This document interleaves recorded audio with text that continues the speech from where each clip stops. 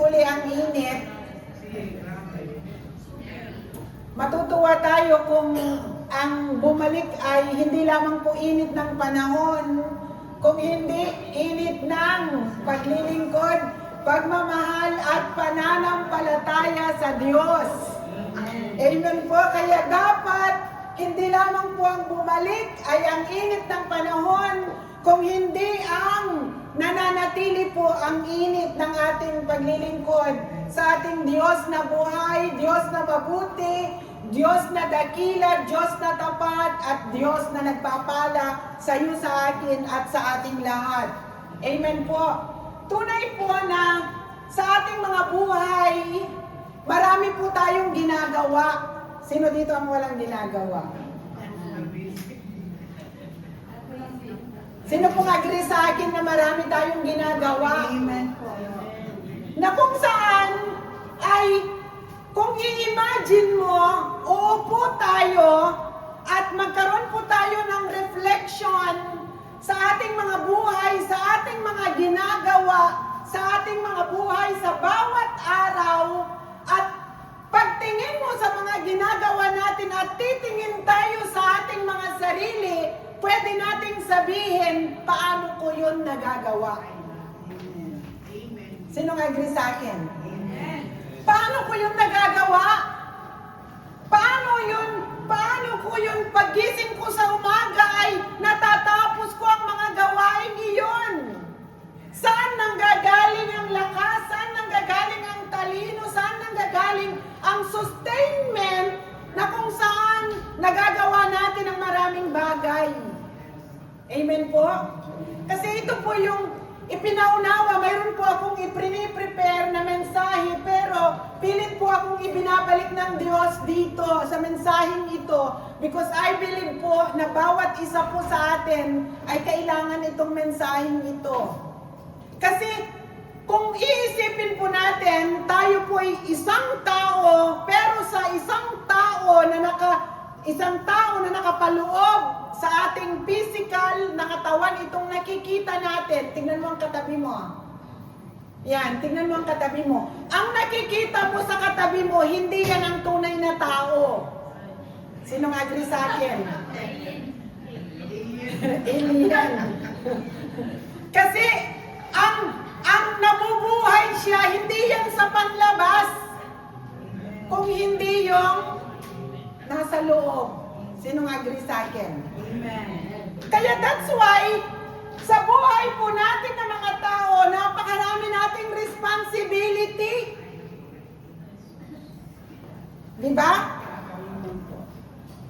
Kung ikaw ay nanay, isa na yon. Hindi lang nanay, may husband ka, may magulang ka, may dito ang family circle mo, may trabaho ka, of course responsibility mo ang sarili mo. Sabihin mo sa katabi mo, responsibility mo rin ang sarili mo na alagaan. Kasi walang ibang mag-aalaga sa'yo kung hindi ang sarili mo din. Di ba? Wala pong iba. Kaya makita natin, yung sinabi ko napakarami na, ano pa po? Nandun yung spiritual responsibility natin. Tinawag tayo ng Diyos. Naglilingkod tayo sa Diyos. May mga compete tayo sa ating spiritual family. Mayroon tayong trabaho. Diba? At mayroon kang social circle. Mayroon ka din doon mga kolega sa laboro. So lahat ng yan na nabanggit ko as our responsibility sa buhay, kailangan lahat ng nabanggit na yan, mayroon tayong strength na magampanan natin lahat yan. Hindi pwede na papasok ka sa trabaho, pag uwi mo sa pamilya mo, sasabihin mo, ay, pagod ako. Huwag niyo akong kausapin. Diba? Anong mangyayari? Hindi na siya balance. Kasi lahat ng lakas mo nilagay mo doon, wala ka ng lakas dito sa ibang responsibility mo. Kaya kailangan mabalance lahat. At hindi rin pwede na lahat ng lakas mo, ibinigay mo sa lahat ng mga nasa paligid mo as your responsibility. Wala ka rin itinira sa sarili mo. Diba? Basa ka nga ng basa ng mga about healthy foods. Wala ka namang time mag-prepare sa sarili mo ng healthy foods. Diba? Hanap ka ng bibili ka ng machine na gusto mong magsentrifuga, ang dami mo ng fruta na binili, wala ka namang time gumawa. Para painumin mo ang sarili mo at ikaw ay lumakas at maging healthy. Kaya doon ko po nakita na napakahalaga ang lakas ng isang tao upang ang lahat ng naumpisahan natin sa buhay, maipagpatuloy natin. Kasi sabihin mo sa katabi mo, ang dali lang kasi magsimula eh. Sino mag-agree sa akin? Ang dali! Ang dali na, halimbawa sasabihin ni ordain ka na pastor, ang bilis! Meron ka ng position as pastor, pero yung magpatuloy sa iyong ginagawa na nandoon na malugod ang Diyos, mahirap po yun kung ikaw lang sa sarili mo. Kaya sa araw na ito, nais ko pong dalhin sa ating kalagitnaan, strength, ang na-title, strength to keep going. Sinong kailangan nun ng strength? Amen. Amen po? Kasi pilit ko itong tawag dito na, kasi may inihanda ko, pero I believe na ang bawat isa sa atin, even me, kailangan kong strength, tayong lahat, kailangan natin ng strength. Kailangan natin ng strength physically, mentally, emotionally, spiritually. Kailangan po natin ng strength. At hindi natin ito maibibigay sa ating sarili kung mananangan lang tayo, kung anong mayroon tayo. Kailangan natin ang Diyos.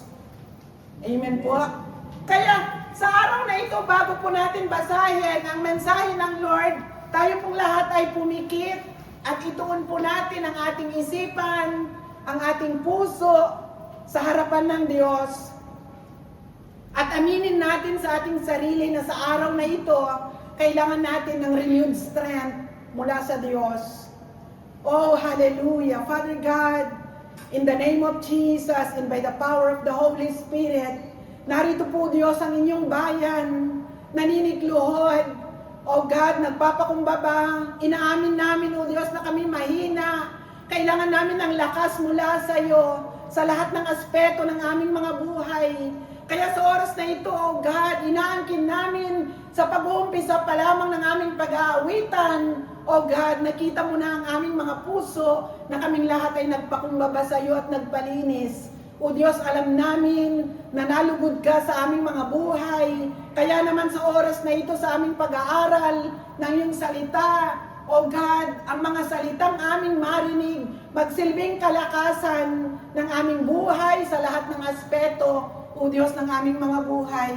Pagpalain mo, O God, ang iyong salita, pagpalain mo ang iyong abang lingkod, not my weakness be seen, but your glory alone and your power, O God. May your power and anointing be upon me, your anointing, O God, sa lahat ng mga makikinig, O Diyos, ng mensaheng ito, nang sa ganun maunawaan ang kalaliman ng iyong salita. O Diyos, alam namin ng araw na ito, ganap mo ng pinagpala, sapagkat, O God, magmamanifest ang inyong kapangyarihan, ang inyong dakilang presensya sa aming kalagitnaan ng banal na Santong Espiritu, ang siyang manguna mula umpisa hanggang matapos. O God, salamat sa iyo lahat ang papuri, ang pagsamba at pagluwalhati sa pangalan ng Panginoong Jesus. Amen and amen. Praise God! Pwede pong ibigay natin muli ang malakas na palakpak sa Diyos. Hallelujah! Praise God! Tunay po na tayong lahat, pag nagbalak tayo na may puntahan, di po ba nagpaplano tayo?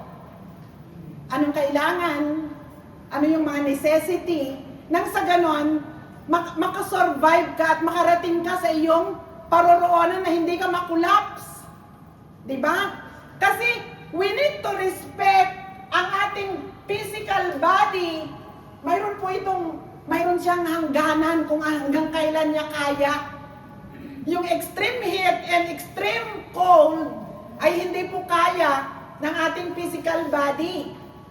Kaya that's why, pinaunawa sa akin ng Diyos na ang pagpunta po dito sa church, sa mga kapatiran na walang kotse, na walang makina, it's really, really sacrificing. Sacrifice talaga. At doon po ay really appreciated po ang inyong sacrifice sa pagpunta po sa tahanan ng Lord. Because kahapon, dahil kahapon very extreme ang heat, kahapon nasubukan namin ni Gian na nag-travel na hindi sa car by car. At doon ko po nakita na kapag ikaw ay maging ready ka sa iyong pagka-travel, kailangan alam mo ano bang temperatura, ano ang mga sasakyan mo, anong dadaanan mo, at kailangan para kang military na kailangan mayroon ka ng kakailanganin mo on hand. Kaya since nakasama ko ang aking anak, ay hindi ako pwedeng lumabas ng bahay na iisipin mo yung look mo na ikaw ay ayos ang iyong na wala kang bitbit. Instead, dahil kasama mo ang anak mo, isipin mo baka mauhaw ang anak ko, mainitan ang anak ko. Ibig sabihin may dala ka. At doon, may dala po akong paper bag na maniwala kayo ang nakalagay doon, isang t-shirt, isang towel, isang pamaypay, isang sombrero, tubig, isang boteng tubig, at yung shade. Ibig sabihin, lahat para lang yung katawan natin, hindi po siya yung sobrang mapagod at sumuko. Gagawin mo yung preparation. Amen po? At doon ko nakita na as month of August, sa extreme heat ng 35 degree, ay pag naghintay ka sa fermata, na walang lilim, dahil yung fermata ay tutok ng araw, kailangan wisdom. Di po ba? Hindi mo hahayaan ang sarili mo na nandun ka sa arawan for 15 minutes. Di ba? So, bibigyan ka ng Lord. Kasi ito ipinapaliwanag ko because tayo rin ang magdidesisyon sa sarili natin. Paano tayo lumapit sa Diyos? Kahit pa init ka na, hindi ka naman hihilain ng Diyos dyan. Kaya nga nagpatayo ang Lord ng mga punong kahoy, kasi ikaw ang pupunta sa punong kahoy, hindi ang punong kahoy ang lalapit sa'yo.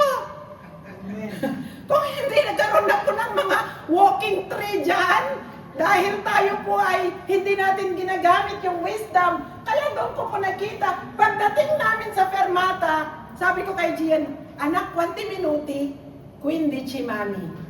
Init na init. Doon. Ano pong ginawa namin? Sa kabilang gilid, may lilim. Kaya pumunta ka ngayon doon. At hindi mo rin hahayaan na nandun ka sa lilim, makadaan yung hinihintay mo. Baka naman, nandun ka, naghihintay dahil, ang sarap dito, malilim. Yung pala, yung bus, nakadaan na. Diba? So doon po ay yung baon kong tubig habang naghintay ng 15 minutes, naubos na ng aking anak. At doon mo makikita ang isang ina, uhaw ka man, babasahin mo lang yung lips mo, ititira mo na sa kanya. Sinong nakaranas nun? Di po ba that is love? Pero ayaw mo man gawin, pero yun ang inuudyok ng iyong puso as a mother. Di po ba? At doon, nag-sacrifice ka. Ang aking anak, nakita ko, mami, hahabulin ko ang practice. Sabi ko, anak, tapos na. At in his age, gusto niya talaga habulin ang pagtugtog. Pagdating namin sa fermata, iniwan na niya ako tumakbo. Pero pagdating niya dito, tapos na ang practice. Pero ano po ang gusto kong ipakita dito? At his age, 11, yung heart niya, gusto niyang gawin kung ano yung nasimulan niya na nakakapagpasaya sa kanya. At doon ko nakita na anumang sacrifices na pagod man tayo sa ating mga dito pagpunta sa church, pero ang Lord, compensated po tayo. Kasi pagdating mo dito, nandun yung rest sa presence ng Lord, sa pagpupuri. Lahat ng pagod natin, i-compensate ng Lord. Kaya sabihin mo sa katabi mo, ang pagpunta mo rito, napagod ka man, compensated, sapagkat ang pagpapala ay inihanda na ng Diyos para sa iyo, para sa akin. Amen po?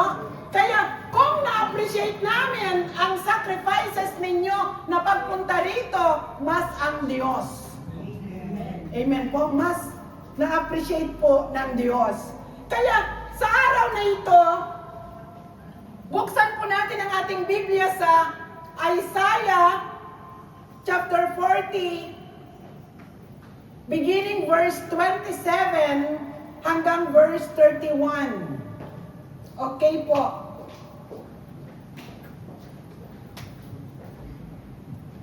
Basahin po natin. Ang sabi po dito, sa verse 27, Israel, bakit ka nagrereklamo na tila hindi pansin ni Yahweh ang kabalisihan mo o hindi inalalayan sa kaapihang naranasan? Sino pong nagrereklamo dyan? Amen po?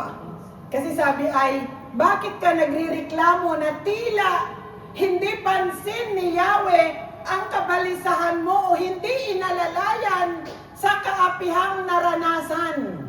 Verse 28, hindi ba ninyo nalalaman, di ba ninyo naririnig na itong si Yahweh, ang walang hanggang Diyos, ang siyang lumikha ng buong daigdig, hindi siya napapagod, sa isipan niya ay walang makakaunawa, ang mahihina't mga napapagod ay kanyang pinapalakas, kahit na ang mga kabataan ay napapagod at nanlulupaypay, ngunit muling lumalakas at sumisigla ang nagtitiwala kay Yahweh.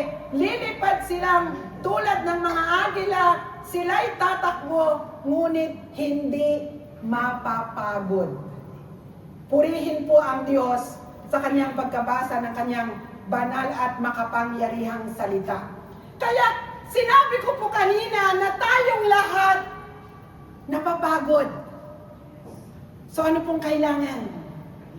Kailangan ma-renew yung strength natin. That's why ang cellphone natin, gamitin mo sa umaga, pagdating mo ng gabi, anong mangyayari? Lowbat na. At ikaw, paglabas mo ng bahay, kumain ka man ng masasarap na pagkain, pag uwi mo ng bahay, gaya ng cellphone. Di ba? Pagdating mo ng bahay, di po ba, ito yung ginagawa natin. Pag hindi mo tag dito na-charge ang cellphone mo sa laboro, anong nangyayari po? Di ba? Aminin po natin. Pagdating sa bahay, ano pong gagawin natin? I-charge ang cellphone, magbihis, tapos i-charge natin ang ating sarili. Kakain tayo. Para maka-regain ng energy. Amen po? Kaya that's why, dito po sa binasa natin sa Isaiah chapter 4, ito po ay panahon na ang Jerusalem ay nabihag ng Babylonia at winasak ang kanilang bayan at sila ay nakaranas ng matinding kahirapan. Lagi po natin itong nababasa sa Bible na ang bansang Israel nakaranas po ng pagkalito, panghihina, nawalan ng pag-asa, ngunit sa kabila ng kanilang naranasan, nakatanggap sila ng mensahe mula sa isang propeta sa buhay po ni Prophet Isaiah. Kaya, sa buhay po ng mga Israelita, lagi pong nangyayari na kahit po sila ay sinabi sa Bible na sila ay chosen na bayan ng Diyos, sila ay pinili ng Diyos, kapag sila ay tumalikod at nagkasala, mayroong consequences. na silang mararanasan. At doon po, that's why mababasa niyo po ang Biblia, nung nakarating sila sa lupang pangako, hindi lahat ng mga surroundings ay mga tawag dito na puksa. May itinira ang Diyos. Nasa panahon na magkasala at tumalikod ang bansang Israel, yun pong mga bayang nakapaligid ang ginagamit ng Diyos na sakupin ang bansang Israel. Kaya sa buhay po natin, sa ayaw at sa gusto po natin, tayong lahat na mga pinili ng Diyos, binago ng Diyos ang ating mga buhay, once na tayo ay tumalikod at nagkasala sa Diyos, there is always consequences. Pag humingi po tayo ng forgiveness sa Lord, the Lord will forgive us. But the consequences ay haharapin po natin. Amen po? Tulad po ng isang tao na nakapatay, ang taong nakapatay ay siya po ay magbabayad sa batas ng tao, siya po ay ikukulong. But spiritually, pag humingi ng tawad sa Diyos, siya'y patatawarin, pero hindi ibig sabihin, hindi na siya makukulong. Amen po? Kaya that's why, tayo po na mga mananampalataya ay kagaya ng bansang Israel, sila po ay nakaranas ng matinding kahirapan, sanhi ng consequences ng kanilang pagtalikod sa Diyos. At doon po, ang itinakda ng Diyos na panahon ng consequences ng kanilang kasalanan, ang Diyos lamang po ang nakakaalam. That's why even us. Kaya, pag nakaranas po tayo ng consequences, minsan, hindi natin nauunawaan na yung nararanasan po natin, ito'y consequences ng ating mga maling desisyon na ginawa.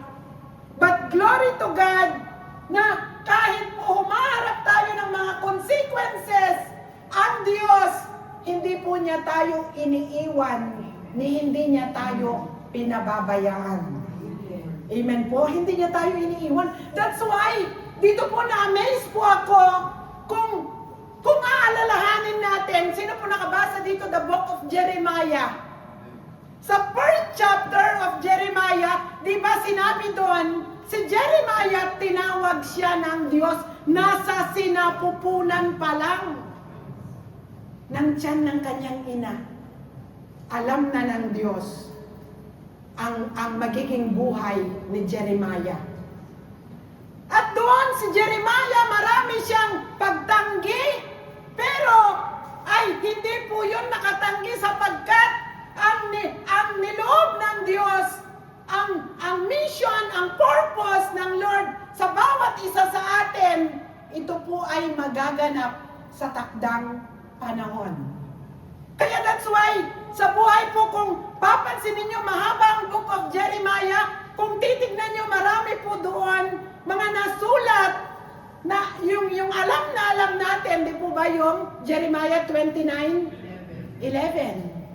Pero mayroon din Jeremiah chapter 18. Ano po yung Jeremiah chapter 18? Yung magpapalayok. Diba? Na inihalin tulad ng Diyos na ang bansang Israel ay gaya po ng clay. Yung buhay natin, gaya ng clay. Na ang clay nasa kamay ng potter, ng magpapalayok. Ang buhay ko, buhay mo, nasa kamay ng Diyos. At nung nasa sinapupunan tayo ng Diyos, gaya ng clay, alam na ng Lord kung anong magiging buhay natin, anong purpose natin. At doon, minold ng Diyos, nasa sinapupunan pa lang tayo, minold din ng Diyos ang buhay natin at ang bansang Israel. Pero, habang minumold ng Diyos ang buhay natin, nagkakaroon ng crack. Di po ba? At kapag nagkaroon ng crack, anong nangyayari? Hindi siya useful. Di ba? Kapag ito'y banga at mayroong crack, lagyan mo man ito ng tubig. Anong mangyayari sa tubig? Lalabas din siya. At sinabi po ng potter's hand, anong gagawin niya sa nasira na habang minamasa niya ito? Anong gagawin niya? Tawag dito, i-reconstruct. Kaya hindi natin alam, ang buhay mo, buhay ko, buhay natin lahat, sa mga naranasan natin sa kamay ng Diyos, nagkakaroon ng reset. Kasi masyado nang magulo. Di po ba? Kasi sa dami ng naumpisahan natin, at lahat ng yun ay may damage. Anong nangyayari? Nagkakaroon ng reset. Yung buhay natin, gaya po tayo ng clay. Anong mangyayari? Tayo po ay, i-reconstruct ng Lord. Imo-mold tayo uli ng Diyos. Para po, yung naumpisahan ng Diyos na yung purpose ng ating mga buhay, magiging, kung tayo man sa edad natin, let's say sa edad ko, 54 ako, at nagkaroon ako ng nasira yung mga inumpisahan ko, at nag-reconstruct ng Lord, at doon ano pong mangyayari? Mamasahin ulit yung buhay natin. At doon, yung finish line na malapit ka na-mold ng Lord, ang pinakamasakit sa dulo, ilalagay ka sa forno. Sino ang nandyan nasa forno dyan? Amen po? Di po ba? Yung mga gumagawa ng banga sa Pilipinas, bago yun yan mabili, saan nilalagay? Sa arawan! Kung walang forno, sa arawan nilalagay, pinakamainit doon nila ilalagay. At pag natapos na po doon, di ba pag mayroon pa yung mga hindi makinis, kikinisin pa yan para maging finish line. Di ba? Kaya doon ko po nakita na ang sabi ng Diyos, yung binanggit ni Brother Abel kanina sa Jeremiah, sabi niya, mayroon bang mahirap sa akin? Sabi ng Diyos, walang mahirap. At doon, that's why sinabi po ng Diyos kay Jeremiah, sabi niya, for my plans for you, my plans for you is to prosper you, not to harm you, to give you hope in a future. Pero, may process. Hindi mo naman pwedeng sabihin sa Father na, Lord, aray ko, ang sakit, ayoko na. Di po ba? At anong gusto mo? Ikaw ay mananatili kung saan ka minumold at hindi ka na matatapos. Hindi na mangyayari yung inumpisahan sa buhay mo kung hindi ikaw ay magpapatuloy, because the Lord will give you strength to keep going. Mahalaga po yun, na ma-renewed yung ating lakas. That's why, kung mababasa mo doon sa book of Jeremiah, dumating doon ang punto dahil ang tao hindi na nauunawaan ang nangyayari sa kanyang buhay. Doon na po nasulat yung telephone number ng Lord para sa tao. Ano pong telephone number ng Lord? Jeremiah 33:3. Kasi hindi na nauunawaan ng tao bakit nangyayari ang maraming bagay. Kaya sabihin mo sa katabi mo, huwag mong kalimutan ang number ni Lord. Jeremiah 33:3. Anong sabi po doon? Tumawag ka sa akin, ikaw ay aking sasagutin, ipapahayag ko sa iyo ang mga mahiwagang mga bagay. Amen po? Kaya tignan niyo ang mga nasulat sa Biblia, noon ay per kaso na nasulat. Amen po? Kasi dumating sa punto na hindi na maunawaan ng tao ang mga nangyayari sa buhay po ng tao. Kaya that's why, dito po sa binasa natin, balik po tayo sa Isaiah 40. Ano po ang sabi sa Isaiah 40 verse 1? Ang sabi po doon, aliwin ninyo ang aking bayan, sabi ng Diyos. Aliwin ninyo sila, inyong ibalita sa bayang Jerusalem na hinamon ko na sila sa pagkaalipin, pagkat nagbayad na sila. Grazie, sis.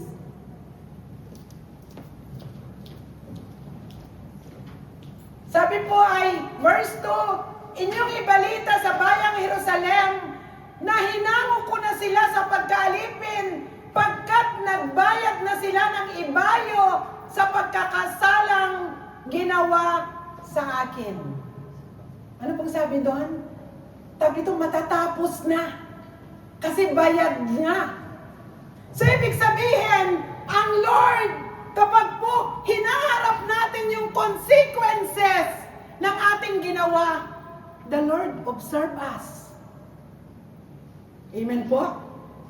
Kaya, na-bless po ako sa isang pastor na napakahalaga daw po na as yung buhay natin sa spiritual, alam ba natin na ang tagumpay daw po natin sa spiritual life nakikita sa ating private life? Sinong agree sa akin? Amen po? Hindi nakikita sa church. Nakikita ito sa public na buhay natin, sa private, na may nakakakita at walang nakakakita. At alam natin si Lord at ang kaaway na si Satan, kita niya ang ating ginagawa na wala man nakakakita na kapwa mananampalataya. But ang salita ng Diyos na ating narinig ay ating ipinapamuhay. Kaya po, pag ito'y nangyari sa ating buhay spiritual, tayo po ay victorious. At kita po ito ng Lord, at sasabihin po ng Lord na hinango na, natapos na yung mga consequences ng ating mga nagawa. At doon, ang sabi po ng Biblia, ay sabi, aliwin ninyo ang aking bayan, sabi ng Diyos. That's why, hindi mo namamalayan sa panahon ng iyong mga problema, may pinapadala ang Diyos sa'yo namang aliw sa'yo. May nagpapatawa, may nagkukwento sa'yo, may tumatapik sa balikat mo, may nagre-regalo sa iyo ng ampanaya, ng upo, ng kamatis, ng longganisa, o ano pa man, na nagbibigay sa iyo ng aliw.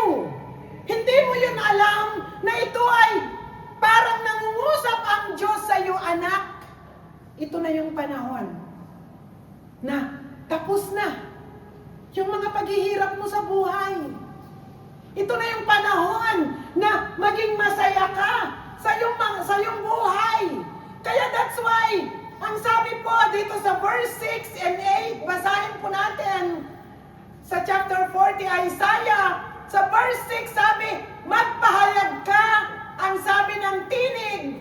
Ano ang ipapahayag ko? Tanong ko.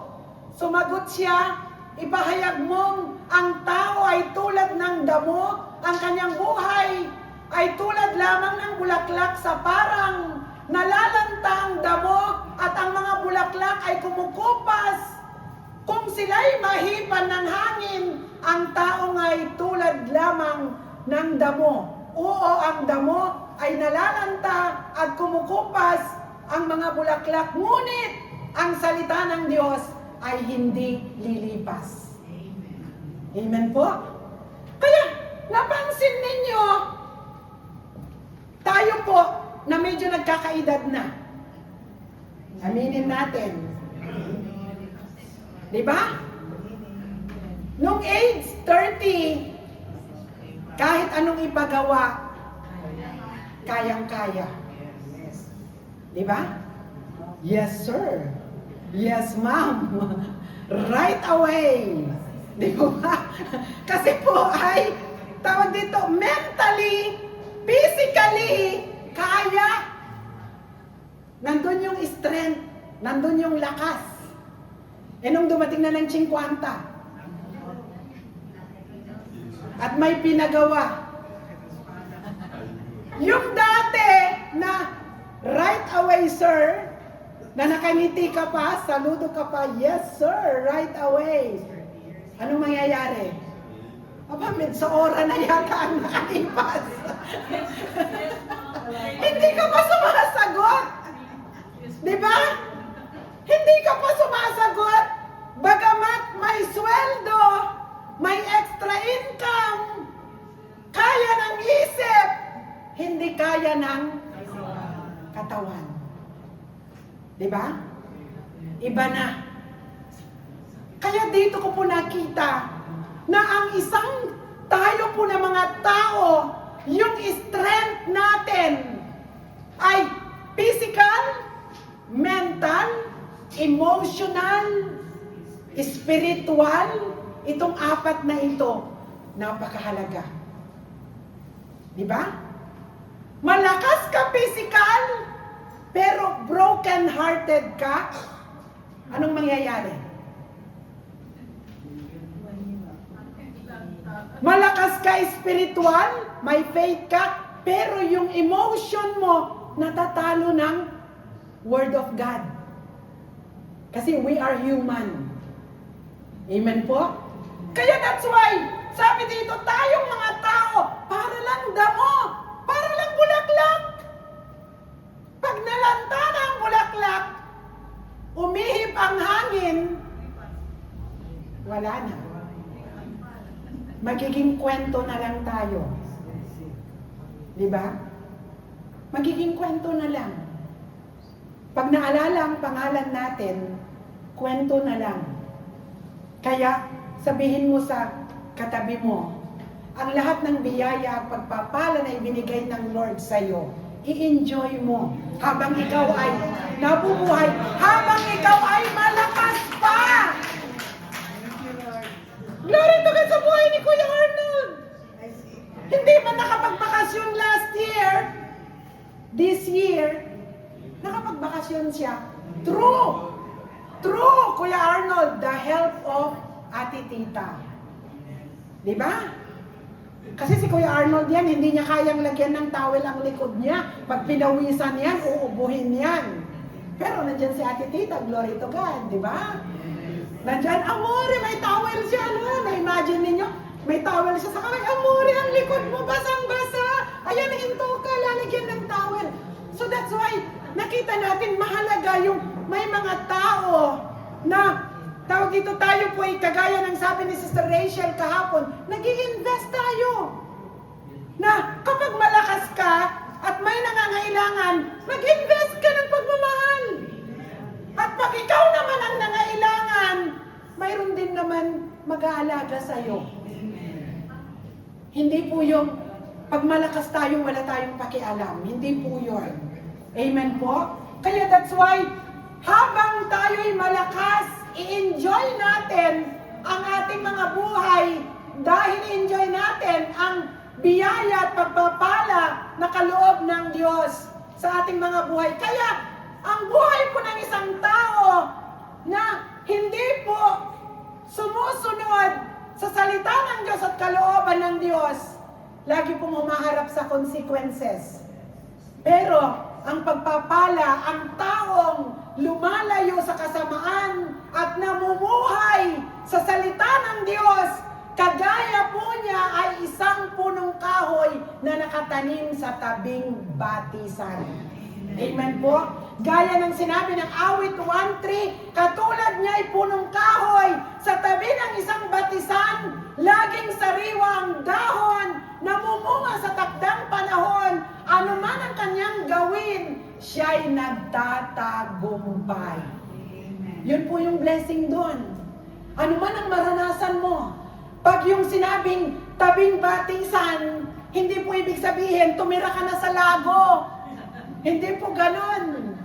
Dahil nandun yung tubig, ay tawag dito isasawsaw mo yung iyong kamay at lagi kang sariwa. Hindi po ganon. Ang ibig sabihin, lagi kang nasa presensya ng Diyos. Binabasa mo ang salita ng Diyos. Nag-worship ka, nagre-remain ka sa presensya ng Diyos, nagdudwell ka sa presence ng Lord. Kasi po pag nagdudwell po tayo sa presence ng Lord, nagkakaroon tayo ng lakas para sabihin sa kasalanan, no to sin. And I will obey the Lord. That is through the grace of God. Kaya that's why, pero kung hindi tayo malapit sa Diyos, kapag nandyan ang kaaway na lakas natin na sabihin na no sa temptation? Wala po.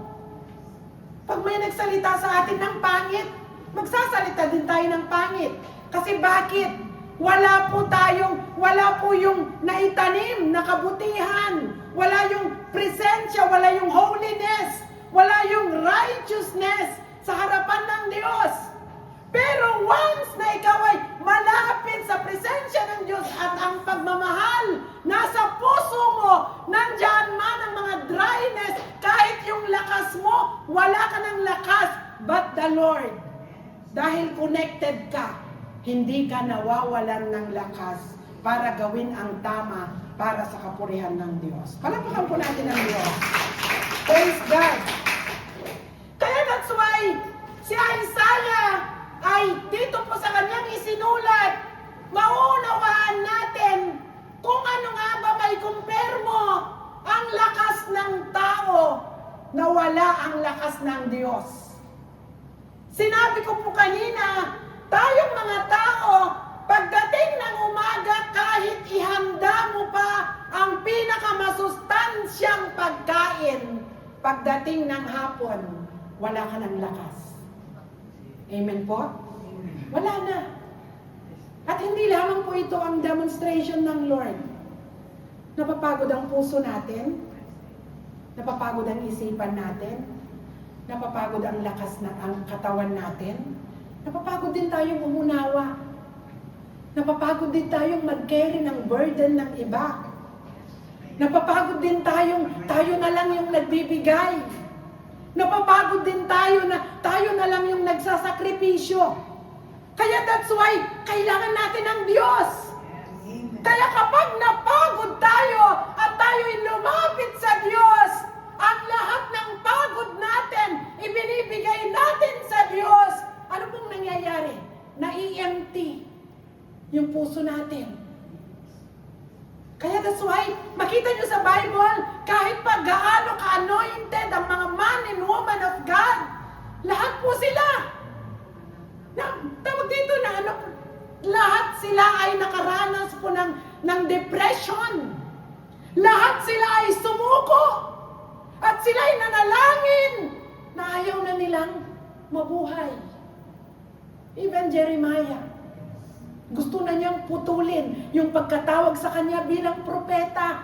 Pagod na siya kasi kanyang, tawag ito kung anong sabihin ng Diyos, sinusunod niya. Sasabihin ng Diyos, pupuksain ang Israel.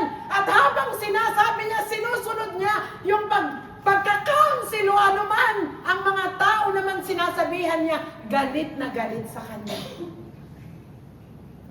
Amen po? Kaya sabi ni Jeremiah, pagod na ako, Lord. At doon niya nasulat na doon po ay sinumpa ang kanyang kapanganakan. Bakit siya pinanganak? Kaya doon ko nakita na ang lakas nating mga tao, ang connection natin sa Diyos dapat hindi napuputol. Hindi napuputol. Kasi kung maputol, wala na.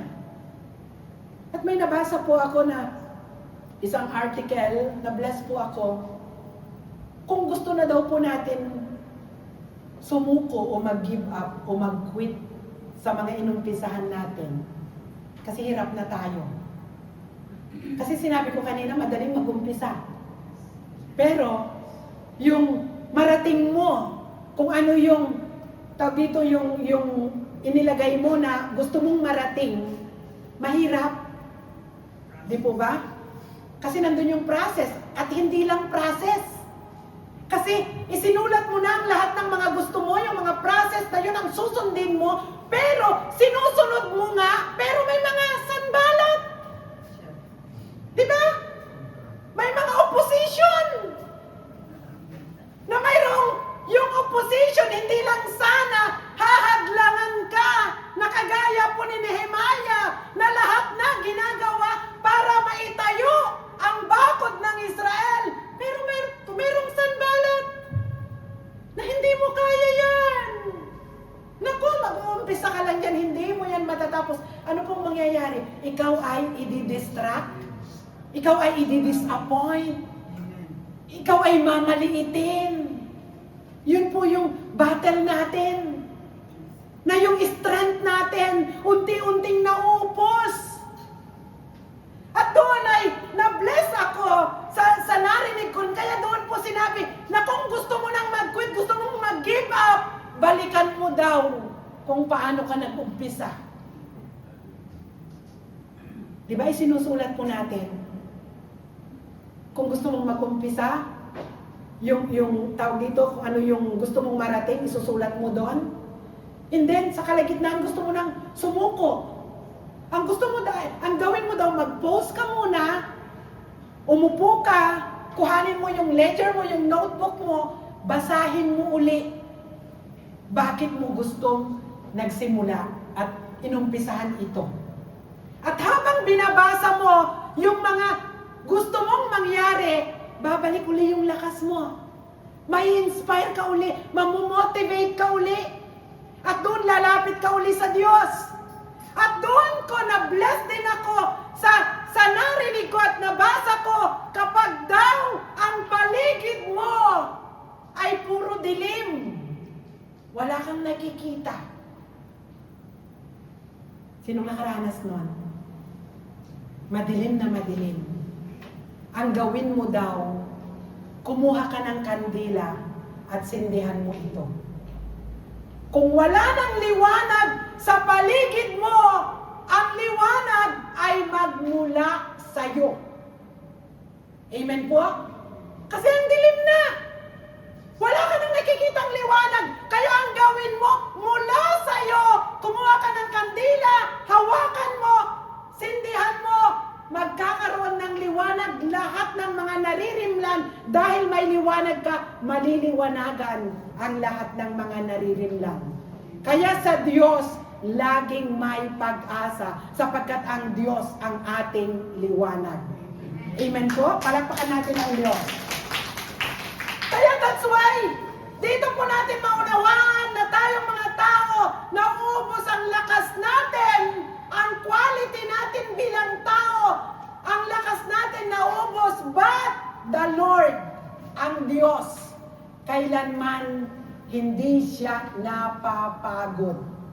Hindi siya humihintong magtrabaho, hindi siya humihinto na maggawa, sapagkat siya ay Diyos na makapangyarihan. Gaano man kahirap ang ating mga hinaharap sa buhay, sapagkat siya ay Diyos na makapangyarihan, Diyos na hindi napapagod, at Diyos na nakakaalam ng lahat ng bagay kapag po sa Kanya tayo humawak at sa Kanya tayo humingi ng lakas. Anuman ang pinaumpisahan ng Diyos sa ating mga buhay ay ipagpapatuloy natin. Amen po? Sapagkat bibigyan po niya tayo ng lakas upang ipagpatuloy ang mga bagay na naumpisahan natin sa ating mga buhay. That's why, ang Diyos, ang sabi po dito, God gives us strength. Kaya yung binasa po natin sa verse, dito sa binasa natin sa verse 29 ng chapter 40, ano po ang sinabi po doon? Ang mga mahina't napapagal ay pinalalakas, kahit kabataan ay napapagod at nanlulupaypay. Sino pong hindi nakaranas dito naman lupaypay?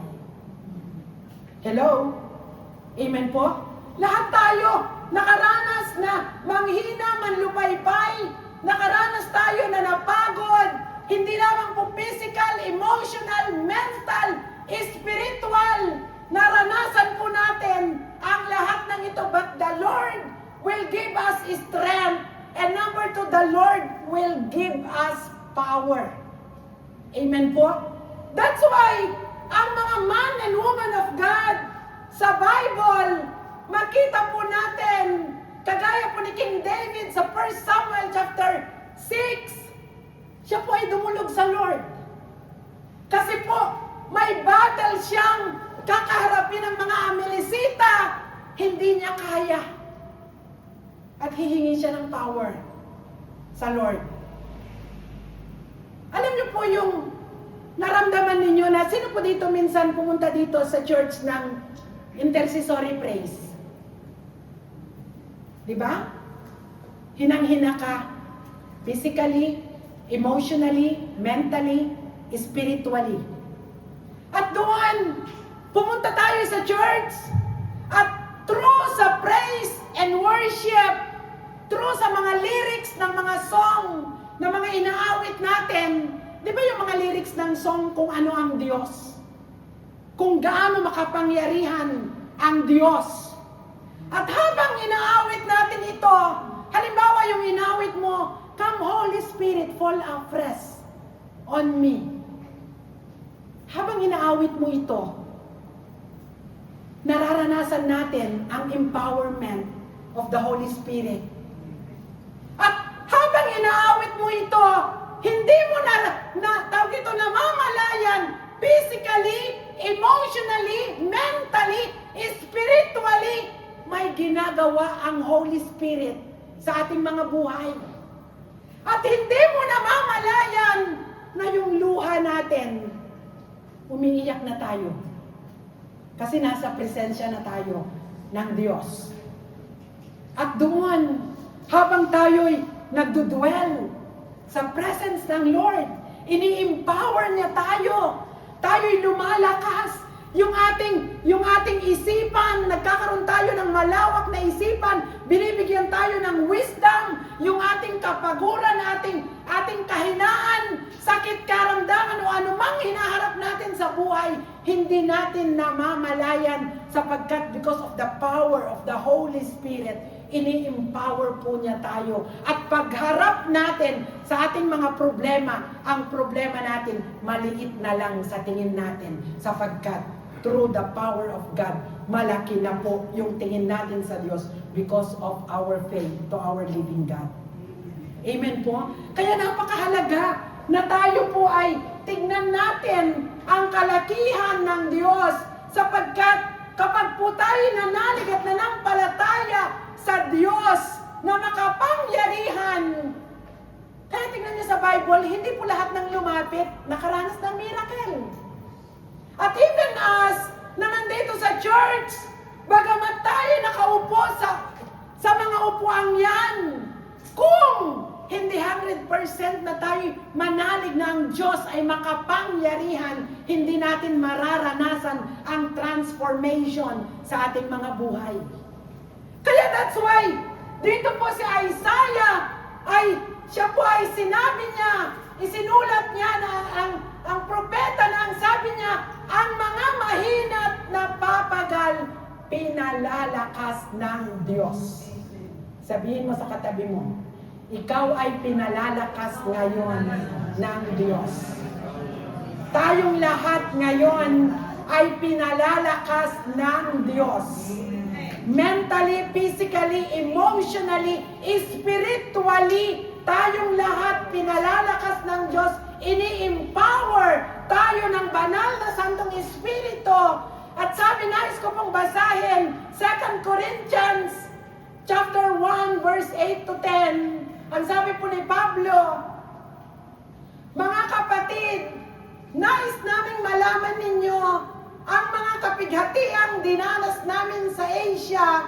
Napakabigat na aming dinanas. Ano pa't akala namin ay mamamatay na kami para kaming hinatulan ng kamatayan. Subalit nangyari iyon upang huwag kaming manalig sa aming sarili, kundi sa Diyos na muling bumubuhay sa mga patay. Iniligtas niya kami sa malagim na kamatayan at patuloy na ililigtas. Kami umaasa rin na patuloy niya kaming ililigtas. Kaya sa buhay natin, nakararanas po tayo ng mga lampas tao na ating hinaharap. Kasi upang tayo ay iligtas ng Diyos. At mapapurihan ang Diyos sapagkat beyond our strength, beyond our control, beyond our knowledge, beyond our capacity, but sa Diyos, dahil tayo nagtiwala sa Kanya, nag-intervene ang Lord sa anumang hinaharap natin sa ating mga buhay. Kaya sabihin mo sa iyong katabi, gaano mang kalaki ang iyong hinaharap, kayang-kaya yan ni Lord. Walang imposible sa ating Diyos. Magtiwala ka lang sa Diyos. Amen po?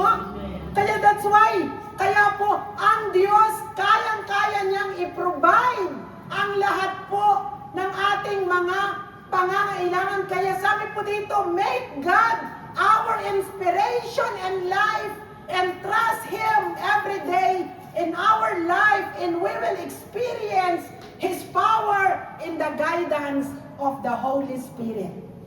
Kailangan ikaw at ako, matuto po tayo ng yung relationship natin sa Holy Spirit sa bawat araw.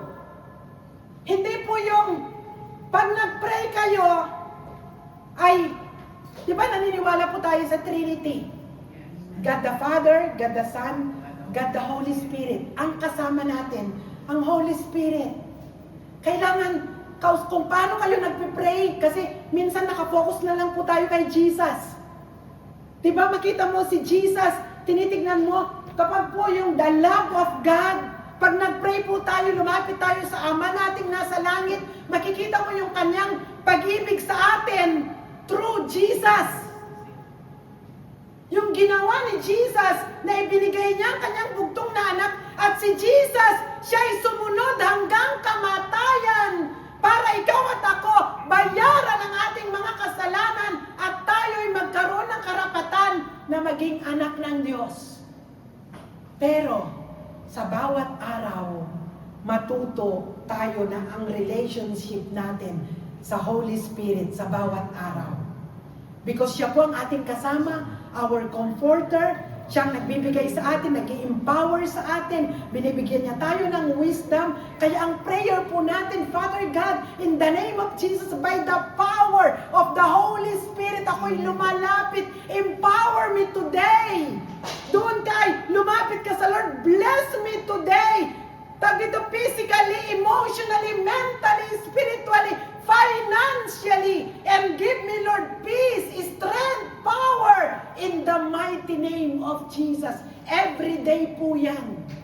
At doon, pag na-pray mo na yon, saka mo na-pray ang iyong pamilya, ang iyong spiritual family, ang pinagtatrabahuan mo, ang lahat ng iyong tinatangkilik, nandun po yung guidance, protection, and divine protection of the Holy Spirit sa ating buhay. Mahalaga po ito. Amen po? Kaya that's why, mawawalan tayo ng takot, anuman ang hinaharap natin, because the Lord, the Holy Spirit, will empower us, will accompany us, will comfort us, na tayo po ay maging matagumpay, na laging nandoon ang lakas sa bawat aspeto ng ating mga buhay. Kaya po, ang araw na ito, ang lakas na uubos, tayo'y nanlulupaypay, tayo'y nanghihina. Pero, ang sabi ng binasa natin sa verse 29, ano po ang sabi doon? Ang mga mahina't napapagal ay pinalalakas. Kahit kabataan ay napapagod at nanlulupaypay, ngunit ang tiwala kay Yahweh ay nagpapanibagong sigla, nagpapanibagong lakas. Importante po yun. At doon ay, tawag dito ay, na-bless po ako at kailangan i-exercise po natin ito sa faith natin. Nung pinatigil ni Jesus ang hangin, anong sinabi ni Jesus? Paano niya ito ginawa? Paano niya ito ginawa? Siya ba ay nakiusap? Hangin, huminto ka na please. Di ba? Hindi! Kinausap niya ang hangin! Hangin, stop! Kaya dapat tayo, matuto tayong mag-declare. Kasi nasulat sa Biblia, ang sabi doon, ako'y babalik sa Ama. At kung anong ginawa ko dito sa lupa, ipagpapatuloy nyo at higit pa dito ang kaya nyong gawin. In the name of Jesus. Kaya matuto tayong mag-declare. Sino ang mga may hinaharap yan? Pag naranasan mo, naramdaman mo, Lord, wala na akong lakas. I declare overflowing strength. In the name of Jesus, flow upon me right now. physically, emotionally, mentally, spiritually, will flow in my life in the name of Jesus. Matuto ka nun. Even Sister Emily, nakaranas ng panghihina. Lalapit siya sa Lord. Doon magpipray siya. At magdideclare siya in the name of Jesus. Kalakasan. Ituro mo ang sarili mo. It will flow upon me physically, emotionally, mentally, spiritually. And I declare even financially a flow in Jesus' name. Takot, go! In Jesus' name. Panglilin lang ng kaaway, go! In Jesus' name. Ang aking buhay, ito ay templo ng banal na Santong Espiritu. Ikaw na nais sumira sa aking buhay, wala kang karapatan. Ang magnanakaw, pag pumasok sa bahay mo, kukuha ka ng anumang tawag dito, barel o kutsilyo o walis o anuman pamalo. Labas, labas, labas! Bahay ko to. Wala kang karapatan magnakaw. Even our life. Pag pumasok ang kaaway na si Satanas para sirain ang buhay natin, we have the authority in the name of Jesus, in the power of the Holy Spirit. Go away, Satan. Ang buhay ko ay in-offer ko sa Lord. Tanging ang love, ang peace, ang strength, the blessing of the Lord ang siyang manahan sa buhay ko to glorify God. Amen po?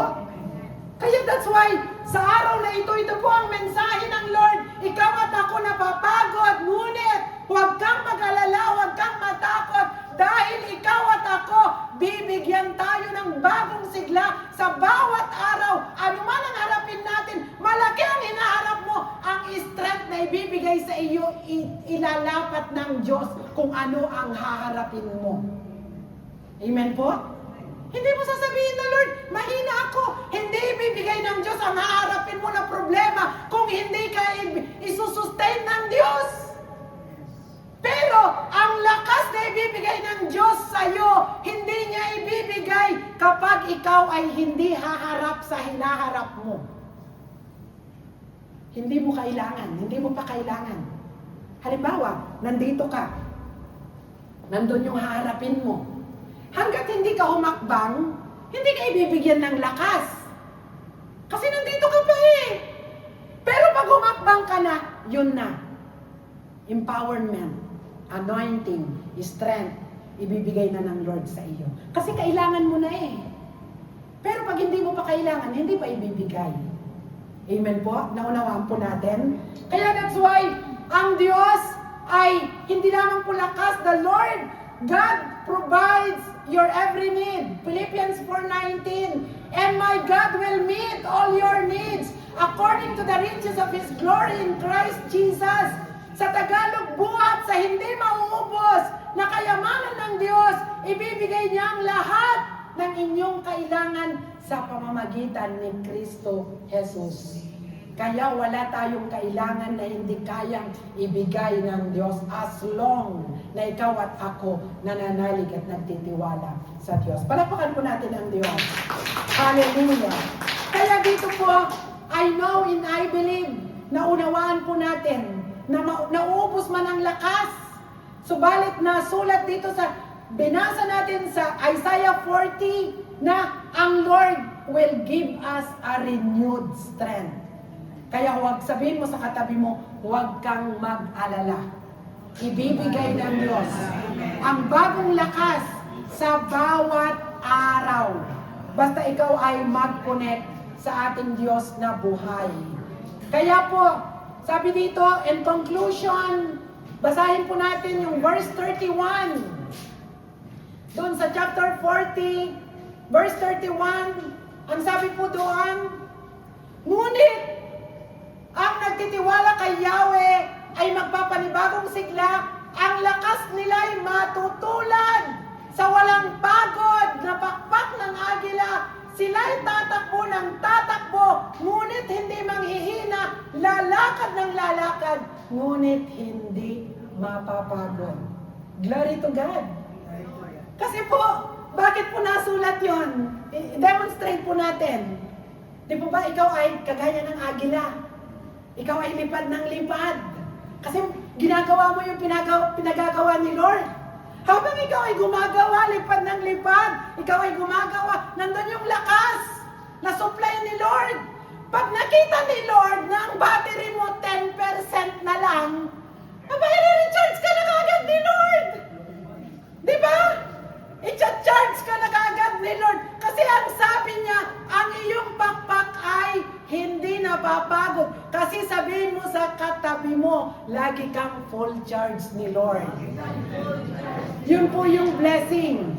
Amen po, hindi tayo hahayaan na red na yung battery mo totally. Pagtingin ni Lord, habang ikaw ay, yung pakpak ay kumakampay, i-charge ka na po ng ating Lord. Bibigyan ka na niya ng bagong strength. Amen po? Kaya sabihin mo sa katabi mo, sabihin mo, ano man ang pinaumpisahan ni Lord sa'yo, akala mo wala ka ng lakas na ipagpatuloy, sa araw na ito, bibigyan ka ng bagong lakas at kapangyarihan at anointing na ipagpatuloy ito for God's glory. Angkinin mo! Angkinin mo! Amen po! Praise God! Kaya sabi po, challenge! Do you want to have a renewed strength from God's today? Stay in His presence with a humble heart and He will renew your strength. Amen. Mayroon po tayong aawitin mamaya. Alam niyo ang aawit na ito. Habang aawitin niyo ito, itaas niyo ang inyong kamay, awitin niyo mula sa puso. Habang inaawit niyo ito, nandoon po yung imiminister kayo ng Lord, and the Holy Spirit will empower you, will give you strength, and will minister you and will bless you anuman po ang desire ng inyong puso. Kaya pag-awit po natin, maglayo-layo po kayo just between you and God at ibigay po natin ng buong puso na pagpupuri sa Diyos. Sinong handa? Yes. Itaas ang kamay, ang mga handa, ang mga handang makatanggap ng pagpapala. Tayo pong lahat ay tumayo. Hallelujah!